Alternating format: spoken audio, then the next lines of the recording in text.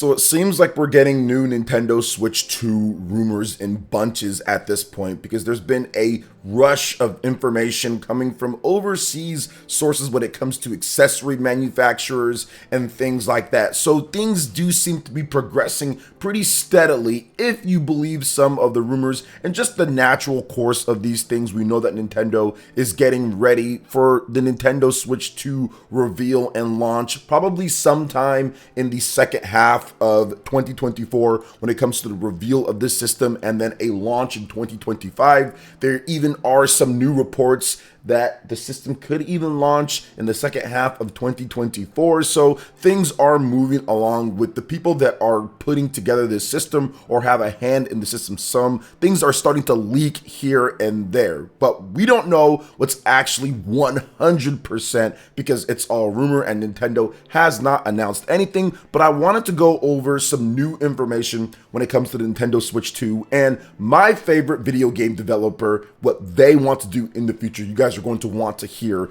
that. So let's go ahead and jump right into the new Nintendo Switch 2 information. So this write-up is from MyNintendoNews, but the Billy page of a accessory manufacturer overall when it comes to the source. So MobaPad, which is a Nintendo Switch accessory manufacturer, has published details regarding the Switch 2 on their Billy page. While nothing should be taken as truth, like I stated before, at the present, do not take anything as 100% until it's officially revealed from Nintendo. The accessory manufacturer says that the Nintendo Switch 2 will feature a 1080p screen with a dock capable of 4K output, new Joy-Con buttons, and is of course backwards compatible with Nintendo Switch games. Now, here are some more details, which was rounded up from Reset Era on there. It was their page. It had to be translated. So I don't know if the person on Reset Era just used the Google Translate or they actually translated it themselves. But either way, we're going to run down the list here. So first thing, the Bluetooth chip on the Switch 2 still supports existing Joy-Con and Pro controllers and still features HD vibration, ALPS dual axis linear motors. So this is interesting. The Bluetooth chip still supports the Joy-Cons and Pro controllers. Now, the rumor that we got recently was that Pro controllers are a go, but Switch 1 Joy-Cons necessarily won't work. They won't be forward compatible, but they talked about it not attaching because of the magnets, but maybe you'll still be able to use it if you wanted to just Bluetooth it to the Switch 2 and then have them in each of your hands, but you can't play in handheld mode with the Switch 1 Joy-Cons. So maybe that's it. Next up here, Switch 2 has backwards compatibility with Switch 1 cartridges, but Switch 2 cartridges will be different and won't fit on Switch 1. This makes complete sense in terms of what Nintendo's done in the past. You go back and you look at a lot of their cartridge-based systems, especially anything that's been handheld in form factor, you'll have it to where you'll have backwards compatibility, but the most recent games won't work on the previous system. So for example, the Nintendo DS and the 3DS, this is exactly what this means right here. Nintendo DS games will work on 3DS, but 3DS games will not work on the DS. And that's essentially what they're saying here, which makes sense because it is a brand new system and obviously the hardware wouldn't be able to play it. So the cartridge will have like its own shape. With the DS to the 3DS, it was like a little like lock lever that made it different to where it would recognize a DS and 3DS game in the cartridge slot. So I'm guessing Nintendo's done the exact same thing here. Next up, third point, the new Joy-Cons are larger and are magnetically attached to the console with an electromagnet. The SL and SR buttons are metallic now, and there's a new button behind each Joy-Con and the new button below the home button on the right Joy-Con. So interesting that they're talking about that, and I'll have some pictures up with that so you guys can kind of see what's happening. So this is now the second source rumor that states that the Nintendo Switch is going to be electromagnetically attached to the system, which is different from the sliding rail system. So I'm guessing that there's going to be these electromagnets that attach, and then it will clip in with that. That's what I'm guessing is going to happen, unless these are the strongest magnets ever, which I don't think that they are. So they're probably going to attach and then they clip in as well. So very interesting to see this. I think that it's probably going to make it to where you can't get that wear on the rail of the Joy-Con. One thing that this was a distant in the past, guys, people don't talk about this anymore, but when the Switch first launched, people were a bit worried that the rail would get wear a bit and it would make the Joy-Cons feel a bit loose on there, which some people did complain about. Now, maybe this would be a way to circumvent that, in addition to maybe having some Joy-Cons that are a bit bigger ergonomically and still be able to attach no problem to the Switch 2 base. So we just have to wait and see the actual size of the Joy-Cons, what they're doing here, because it seems like they are a bit more advanced than what we saw. So I'm hoping these new Joy-Cons are a bit more ergonomic overall compared to the Switch 1 Joy-Cons. All right, next up, point number 4. The dock still has a USB-C port and will also support 4K image output. This is something that has been toyed around with and that other people have reported on, that the dock could upscale all the way to 4K. Some people probably won't believe that because it's 4K, Nintendo doesn't do that, whatever the case is, right? But I do think that this is probably correct, that there will be 4K output on this. That doesn't mean Nintendo's games are all going to run at 4K. The Wii U was a 1080p console, but a lot of Nintendo's games ran at 720p. So that doesn't mean that that's going to happen. Heck, the PlayStation 5 has 8K on the box. That doesn't mean everything's going to be 8K, or 4K on the box. Doesn't mean everything's going to be running at 4K, right? So I do think that, yes, they're going to have that output there. If you can get your game running at 4K, that's fine. Get it running at 4K. I'm guessing indie games will definitely be able to hit those numbers when it comes to resolution. So I do expect there to be a 4K output, or at least DLSS that gets it to be a simulated 4K. And if you dock your game, you're going to get that better resolution, or that simulation of that resolution.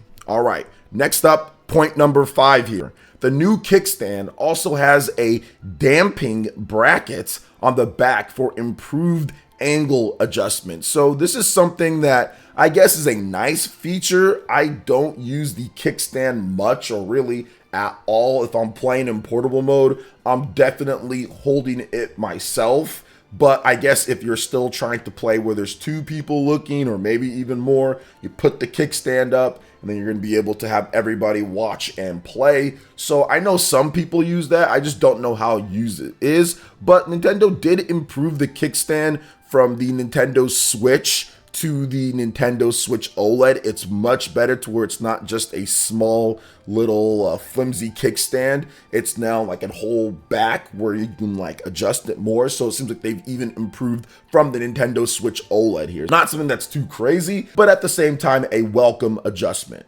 Next up, and this will be the last point here from the information.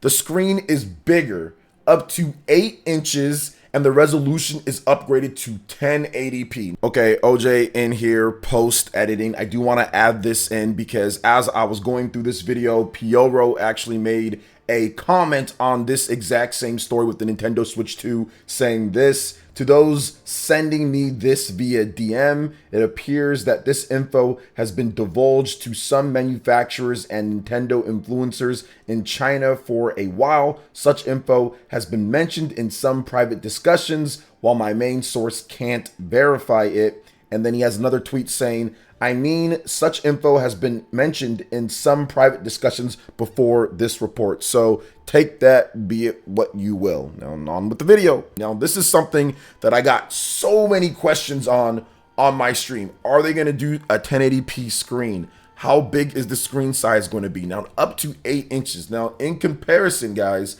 the Nintendo Switch OLED is about 7.2 inches, 7.1, 7.2 inches. So it's a pretty sizable screen. That's a big screen. 7.2 inches, over 7 inches. That's a big screen. But now we're going up to 8 inches. So we're looking at like what? Steam Deck OLED type of territory, or Steam Deck territory with the screen size. That is a big screen. So they did state that the Switch 2 is larger than the Switch 1 and the Switch OLED. And this makes sense if the screen goes up to 8 inches. Now, MobilePad, I have some of their accessories, so they are a legit manufacturer, and I checked the source, and that's from their Bilibili page, and I have no idea why they would state all of this. I'll be completely 100%. I don't understand why they would say this. This could absolutely be NDA'd information. So maybe they put this up because they know that they don't have an NDA in terms of this information, or they heard it from someone else. But yes, they're a third-party accessory manufacturer.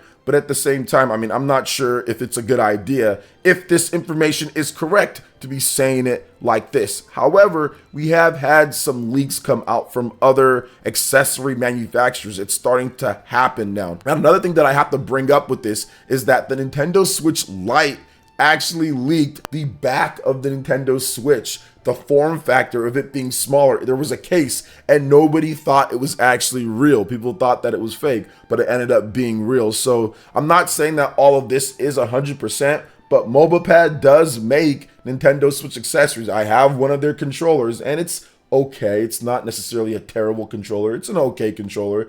And this is their official Bilibili page that I checked and verified when it comes down to it. It might be like we're getting closer and closer to get to the Nintendo Switch 2 at this point. But yeah, it's going to be a fun ride nonetheless. But once again, take this all with a grain of salt until Nintendo reveals it officially. But I wouldn't be surprised if a lot of this information is correct, because it does line up with a lot of the stuff that people have been hearing on the Nintendo Switch 2. Now let's go ahead and jump right into a developer for the Nintendo Switch 2 that's hard at work, and that is Monolith Soft. My favorite Nintendo developer, my favorite developer in the world. And they have talked about what they want to do in the future for their next game. So according to Monolith Soft co-founder and Xenoblade executive director Tetsuya Takahashi, the company now wants to focus more on expressions in the future. With each Xenoblade game, Monolith Soft seems to improve upon things like cutscene direction, character models, and more. Nintendo everything here with the write-up. Characters were the most expressive they've ever been in Xenoblade Chronicles 3, but it sounds like Takahashi and the rest of the team isn't satisfied just yet, which is what makes Monolith Soft absolutely incredible. The fact that they want to strive to do even more. Their games have the best stories for me in video gaming, and easily the best stories for Nintendo titles, and that emotion, that expression of that has been a key factor into why Monolith Soft has had so much success with the Xenoblade franchise on the Nintendo Wii, the Wii U, and the Nintendo Switch now, and probably coming up here with the Switch 2 with what they're doing next. Now, here's an interesting excerpt that we've translated from the Xenoblade Chronicles 3 art book that recently came out in Japan. When we say we value expressions,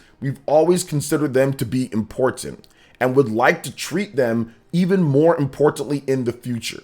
That is to say, we touched upon video game grammar earlier, but there are scenes with mundane conversations, right? If it was a 3-minute conversation, one would get fed up with it if it was written in a video game grammar. You might mash the button hoping you'd get to progress. However, when watching a live action movie, even if a scene is about 5 minutes long as the actors' performances and chemistry work, even if there is no music or special effects, one would end up watching it all the same. The difference there might be the choice of words or the power of the lines, but the most important part is the expressions. A lot of actors can speak using their eyes alone, and those things can fill a gap and prevent people from getting bored in live action media. But for games, we can't reach that level of expressiveness yet. That's why we want to focus on this more in the future. As an extreme example, if we were to make a 10-minute long scene, we'd want to make something that can stand on just the verbal exchanges without music or effects. And that's the goal we're thinking to aim for. This is just an example though, of course. We aren't trying to make an actual 10-minute long scene, so don't misunderstand. And then everyone was laughing in the room. But when just looking at the cutscenes for a game, many have plenty of action scenes and flashy scenes, and there are many titles that I think would make great reference material for future generations.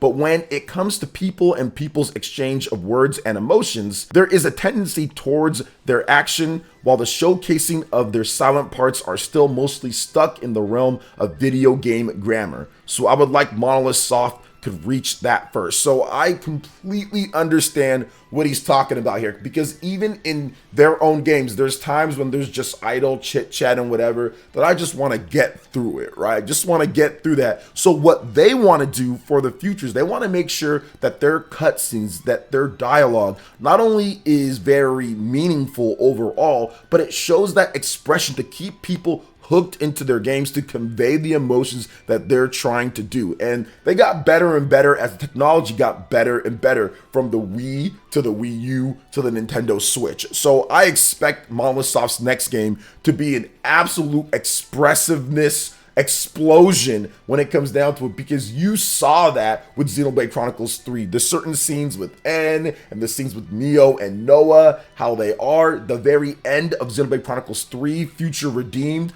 what they're doing there was next level compared to a lot of other Nintendo games. And the story overall, when you put everything together, the dialogue, man, it is incredible what they were able to accomplish in the Xenoblade series. But now it's time to take it to the next level. They have stronger hardware to go with. They're going to have more resources than ever. They're going to have their biggest team size, or right around their biggest, when it comes down to this next game. So I expect it to be really good. I expect it to be awesome when it comes to all of that. So what do you guys think about all the Nintendo Switch 2 news, in addition to what Monolith Soft had to say here? Let me know in the comment section below. All right, guys, that wraps it up for this video here. Thank you so much for watching. I do appreciate it. Please make sure you hit that like button, subscribe if you are someone new, click that notification bell, and check out my other Nintendo Switch and RPG videos right here on screen.